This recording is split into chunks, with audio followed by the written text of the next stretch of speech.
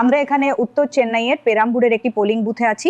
এটি সেই দুটি নির্বাচনী কেন্দ্রের মধ্যে একটি যেখান থেকে অভিনেতা রাজনীতিবিদ জোসেফ বিজয় প্রতিদ্বন্দ্বিতা করছেন।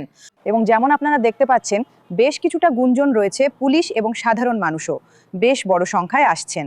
এটা অবশ্যই চেন্নাইয়ে গ্রীষ্মের গরম, যা সত্যিই খুব খারাপ। কিন্তু আপনারা যেমন দেখতে পাচ্ছেন, এনারা হলেন প্রতিযোগীরা। অবশ্যই আর ডি শেখর এখানে ডিএমকের প্রার্থী এবং সেই কারণে এই এলাকায় বেশ একজন হেভিওয়েট। নাম তামিলার কাচি, বিএসপি অন্য সব দলও রয়েছে। যে নামটি এখানে সম্ভবত সবচেয়ে বেশি মনোযোগ আকর্ষণ করছে তা হলো এই নামটি, তামিলাগা ভেট্রি কাজাগামের জোসেফ বিজয় এর সভাপতি। এমন একজন যিনি একজন নবাগত রাজনীতিবিদ এবং এমএলএ আসনের জন্য একজন নবাগত প্রতিযোগী। অবশ্যই এখানে পিএমকে ঠিলাগানো আছেন, কিন্তু যেটা আকর্ষণীয় হতে চলেছে তা হলো এটা কি যুব ভোট এবং মহিলা ভোট যা বিজয়কে সাহায্য করতে চলেছে, নাকি অন্য অংশরাও এতে অবদান রাখছে।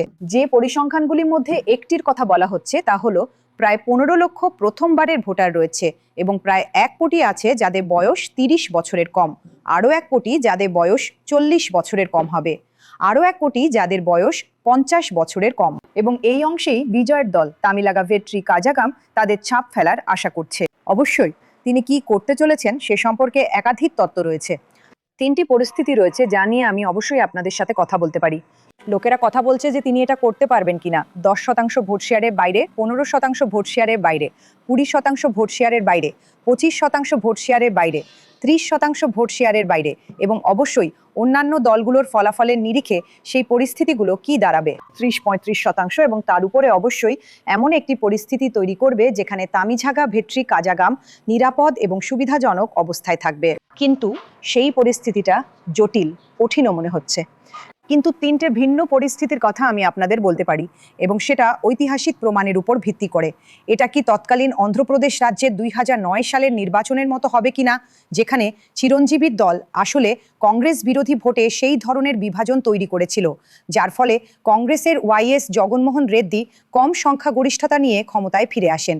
কিন্তু নিশ্চিতভাবে চিরঞ্জীবীর দল প্রজা রাজ্যম পার্টি সেটাই করেছিল যা ঘটেছিল 2008 সালে দলের সূচনা এবং পরবর্তীকালে তার অনেক জনসভায় আমরা যে ধরনের ভিড় দেখেছিলাম। তারপরে অন্য যে পরিস্থিতিটির কথা বলা হচ্ছে সেটি হলো 1977 সালের এমজিআর এর মতো। অবশ্যই এই ক্ষেত্রে এমজিআর এর রাজনৈতিক অভিজ্ঞতার একটি ইতিহাস ছিল। তিনি অভিজ্ঞ ছিলেন যখন তিনি 1977 সালের সেই নির্বাচনে প্রতিদ্বন্দ্বিতা করেন। কিন্তু হ্যাঁ, এমজিআর এর অধীনে এআইএডিএমকে জয়লাভ করতে সক্ষম হয়েছিল এবং বিজয়ের সমর্থকরা আশা করছেন যে তিনি 1977-এর পুনরাবৃত্তি করতে পারবেন। তৃতীয় একটি পরিস্থিতি 2006 সালের মতো হতে পারে, যেখানে আসলে বিরোধী দলটি ক্ষমতায় এসেছিল কিন্তু অন্যান্য দলের সমর্থনে।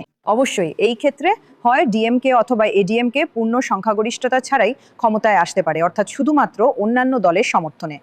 আর এর কারণ হলো সেই ভোটের বিভাজন যা টিভিকে প্রায় প্রতিটি নির্বাচনী এলাকায় ঘটাবে বলে আশা করা হচ্ছে।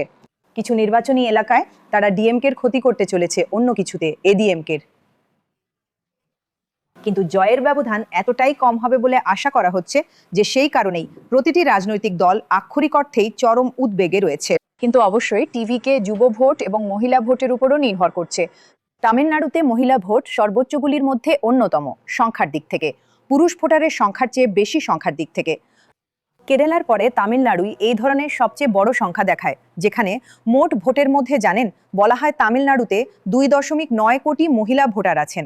অবশ্যই আগের 6টি নির্বাচনে, বিধানসভা এবং লোকসভা নির্বাচনে চেন্নাই ভোট দেওয়ার ক্ষেত্রে এত বেশি উৎসাহ দেখায়নি, কিন্তু গোটা রাজ্যে তারা 70 থেকে 78% ছুঁতে পেরেছিল। এইবার সেই ভোটের শতাংশ বাড়বে বলে আশা করা হচ্ছে, শুধুমাত্র এসআইআর এর কারণে নয়, বরং ভোটারদের উৎসাহের কারণেও।